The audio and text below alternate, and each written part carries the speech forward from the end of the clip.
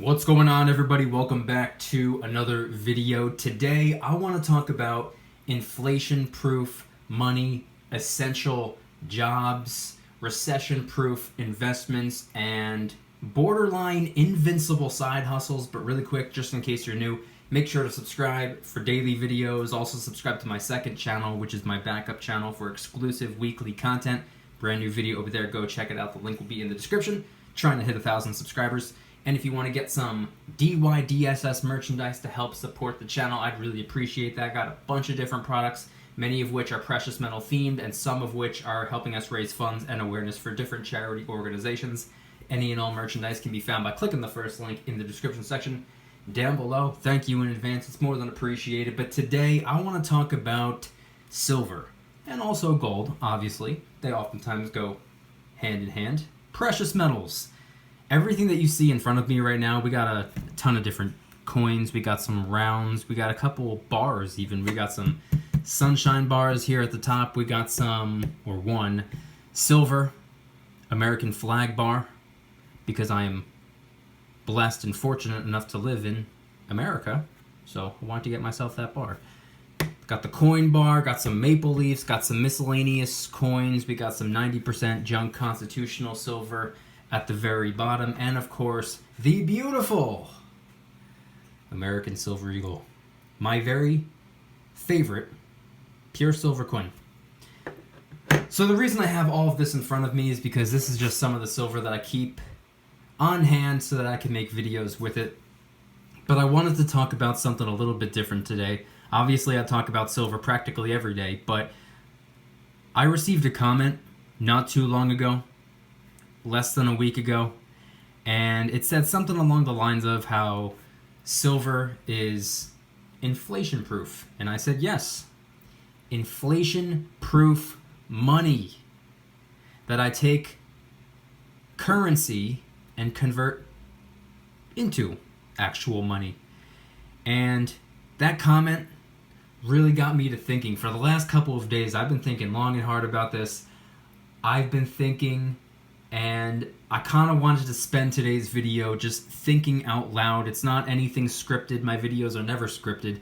It's not going to be anything overly structured, but I wanted to think out loud. And even though I'm clearly not a financial advisor, and I'm definitely not an economist or an epidemiologist or anything like that, all my videos are for entertainment purposes only, but they are also to initiate a conversation. So anything that I say, if you want to respond to it, please head on down to the comments and let me know your thoughts. But I wanted to talk about this today because there's obviously a lot going on in the world right now. There's been a lot going on in the world for a very long time, and most notably the last 2.5 months, we've seen some pretty big issues economically and also from a public health perspective.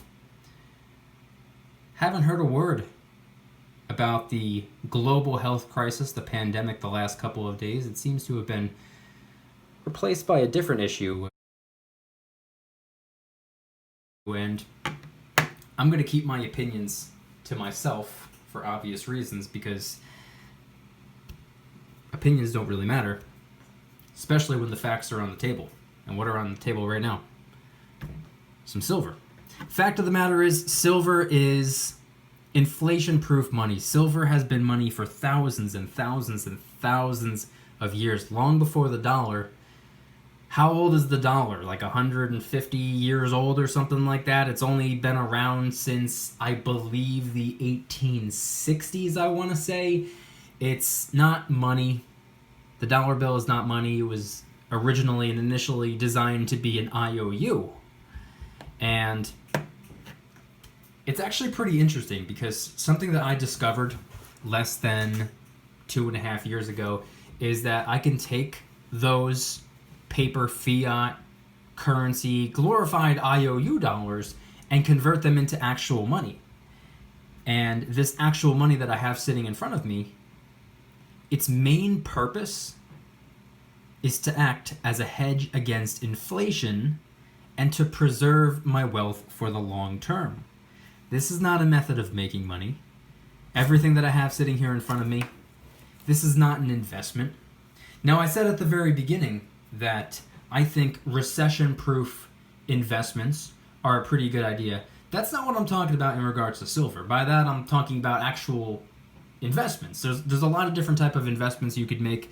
Once again, I'm not a financial advisor, but if you were to look out for some blue chip companies, some corporations, some dividend kings, companies, corporations, businesses that have been increasing their quarterly dividend annually for the last 50 plus years, they have survived the last several recessions while still coming out on top every single time. I'm not going to get too big into that because I know a whole lot more about silver than I do the stock market. I know a whole lot more about silver than I do real estate. Real estate's another good investment in my opinion. That is, I know a lot of people can't tolerate the headache of real estate, therefore they say it's a bad investment, but truth be told, it's essentially recession proof. I mean, people gotta pay their rent, and people are always gonna need a roof over their head. But that's not the point. That's not what I wanted to talk about today. I also wanted to talk about essential jobs,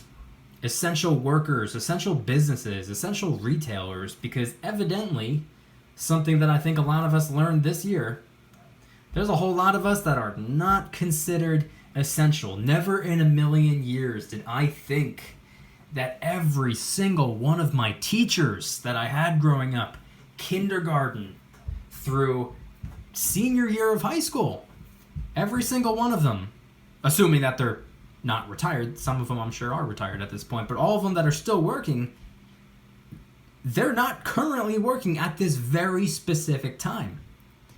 Teachers, I always thought police, firefighters, EMS, yeah, obviously, and I thought teachers would go in that same category, being that they are a necessity. Evidently not when there is a global health crisis. Supposedly, people who work at liquor stores are essential. I have a friend that works at a donut shop. She's considered essential, but the teachers are not. It blows my mind, and I don't mean to disrespect or discredit anyone for what their line of work is or anything like that. I'm just saying it just doesn't really add up how you can close down pretty much every single school, you can close down every single gym. Gyms, by the way, are designed for people to get in shape and stay healthy. Meanwhile, fast food restaurants, they're still open for business 24 hours a day. It's very, very strange, and I'm not going to get into my opinions really, but I'm sure most people understand what I'm trying to say. I don't know if I'm articulating my thoughts as effectively as possible. Like I said, this video is just to think out loud. I just wanted to talk about a whole lot of different things because they all kind of go hand in hand. Recession-proof investments, essential jobs, inflation-proof money. I know for an absolute fact everything going on in the world right now, there's not a single person out there who can say that this hasn't affected them in any way, shape, or form. It might have impacted a very, very, very almost insignificant amount, but it still did something, whether it be from a financial standpoint or from a health standpoint or some other standpoint. This has interfered with every single human being's life in some way or another. And I know that times are tough. Times are tough for probably you. Times are tough for me. Times are tough for him. Times are tough for her. Times are tough for everyone right now. But I hope and pray that once this is all said and done, once the dust settles, once this is a thing of the past, once this quote-unquote new normal becomes the old normal and we go back to the old normal and that's the new normal again, whatever you want to call it, I hope that everything that we are currently going through can be motivation to set ourselves up for success in the future. I hope and pray that everyone takes this as a learning experience, and I hope that everyone can say to themselves, wow, I should have been more prepared. I could have been more prepared. I could have done this differently. I could have done a little bit more of this. I could have spent a little less unnecessary money on that over there and put it towards this instead. I really hope that people wake up to the fact that consumerism is not the way. And don't get me wrong, I know that we all have to engage in some degree of consumerism because that's just how the economy works. You have to spend money. You have to buy things. I get it. We cannot survive and thrive if every single person is saving every penny that they earn. I get it. But I'm talking about the nonsensical, trendy luxuries and all of this unnecessary crap. That's what I'm referring to when I say consumerism. Complete and total unnecessary, not just spending of money. It's okay to spend money. I don't think it's okay to waste money. I think there's a difference. I know there's a difference.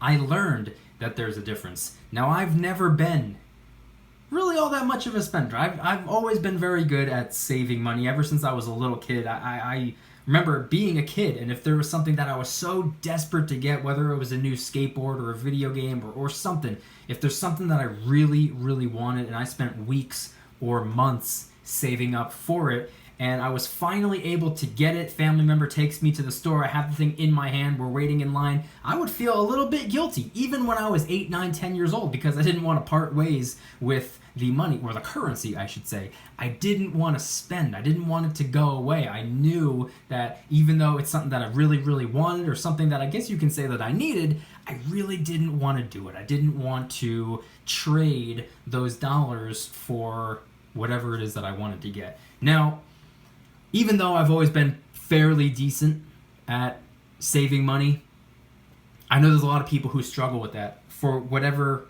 the reason is. Maybe they do not make much money, or maybe they don't really make any money at all, or maybe they make a ton of money, so much money, too much money, that they don't even know what to do with it. Therefore, they resort to essentially burning through it. I've seen this happen time and time again. I had a friend who made a lot of money really, really quick.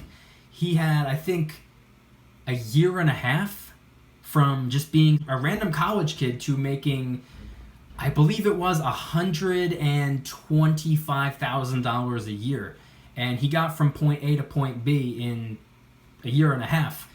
And he was so inexperienced, he was so ignorant when it came to finances. The following year, or at the end of that year, he was actually coming up short when it came time to pay taxes. He started to panic. He didn't know what to do. He's like, oh man, I spent all the money that I owe. What am I going to do? Like, I remember that happening. I remember him pulling up in a brand new BMW. I remember him with the Rolex on his wrist. I remember him with the Louis Vuitton sunglasses. This is consumerism. And again, let me just point this out one more time. I know this video is very jumbled, but hopefully it can resonate with someone out there. And I think it will. I know it will. The example I just gave is a very extreme version of consumerism. And I try to stay away from that. I try to have nothing to do with that. And once again, I hope that everything that's going on in the world right now, I hope and pray that everyone comes out on top. I hope and pray everybody is able to begin getting the ball rolling, hopefully soon, hopefully this month. For those of you who do not know, I live in New Jersey, the second highest number of cases in the entire country, and we just got note that, you know, the barber shops and a lot of businesses, they're already given the okay to open back up starting, I think, the 21st or the 22nd. So things are beginning to look up, and this is coming from the second to highest number of cases, the state with the second highest number of cases in the entire country. So I'm assuming that means that a majority of the other states that didn't have it as bad as New Jersey and New York, I'm assuming that they've been opening back up. I know they've been opening back up, or they're in the process of opening back up. I hope and pray that once the ball finally begins to get back rolling again, that everybody can say to themselves, that was tough, but I got through it. Now it's time to change my ways. There's a lot of things that I did in the past, And by the way, I'm not necessarily speaking for myself, but yeah, screw it. I'll speak for myself because it's true for myself as well. It's true for you watching this right now, even if you want to deny it. We've all burned bridges in the past. We've all done things wrong in the past. We've all made unnecessary purchases in the past. We've all done things wrong. We've all made mistakes. We've all made financial accidents. We've all done things that we shouldn't have done. We bought something that we shouldn't have bought. We spent too much money on this, or we ended up not saving enough up for that, or we came up short over here, or maybe you racked up some consumer debt on your credit card and now you got interest, punching you in the face. Whatever the case may be, I hope that once everything goes back to somewhat kind of sort of normal, I hope that when the dust settles, the majority of people will be able to say, okay, let me right my wrongs.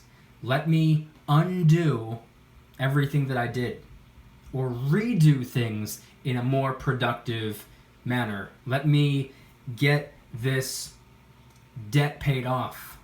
Let me fix the things that need to be fixed. Let me buy this because I absolutely need it. Let me sell these couple of things over here because I know I don't need that. Let me begin to save my money. Let me stop running to get fast food breakfast every single morning and then get some fast food lunch every single afternoon and some fast food dinner every evening. Let me stop doing that. Let me start saving my money. Let me start putting my money into things that will save me money in the long run. For example, I know I always bring it up, but my water purification system, it cost me about, I think, $250-ish, somewhere in that range. I got a lot of people looking at me like I was a crazy person when I told them that. Oh yeah, water filter, cool. How much did that cost? $250? Are you freaking kidding me? I got a lot of people snapping their necks, freaking out. Like, what are you doing? $250 on a water purifier? And I said, yeah. Want to know why? Because I used to spend $7 a week on gallons of water. I would buy the gallon jugs of water. Every single one costs $1. And they're like, that's $7 a week. That's so much cheaper than $250. And I said, yeah. But by the time 250 days go by, I would have already spent $250 on gallon jugs of water. And then one day after that, $251, $252, $53, $54, $55, and it just keeps adding up. My water purification system will last forever. The black filters on the inside need to be replaced every 4,000 gallons, and if I drink a gallon a day, that's 4,000 days. How much money would that have cost me 4,000 days going by buying gallon jugs of water? That would have been $4,000 on something that I spent $250 on. This is what I'm talking about. Spending money on things that will save me money in the long run. I have so many solar-powered gadgets and chargers and things that I know for a fact are going to save me tons of money in the long run. So that's really the only thing that I can say that I purchase or buy or consume at this point. And a good portion of my remaining fiat, my remaining currency, my remaining paper glorified IOU dollars left over at the end of the month, I typically, not so much the last few months because of everything going on and financial hardships, but typically I put into some silver. Most of the things sitting here in front of me, aside from this round over here and this bar over here, I'm pretty sure I got all this stuff on my own. This bar that I took away and this round that I took away, those were two gifts from some subscribers of mine. So once again, I know I've said it in the past, but thank you for that. The rest of the silver sitting here in front of me have been acquired by me converting my own dollars into it as a physical savings account, as I brought up in the video that I posted a couple days ago. This right here, it's a physical at-home savings account. I don't have to worry about the bank experiencing a cash shortage. I don't have to worry about my safe hitting me with an overdraft fee. That ain't gonna happen. I'm in full, complete, total control when it comes to my own money. Which is a beautiful thing, by the way.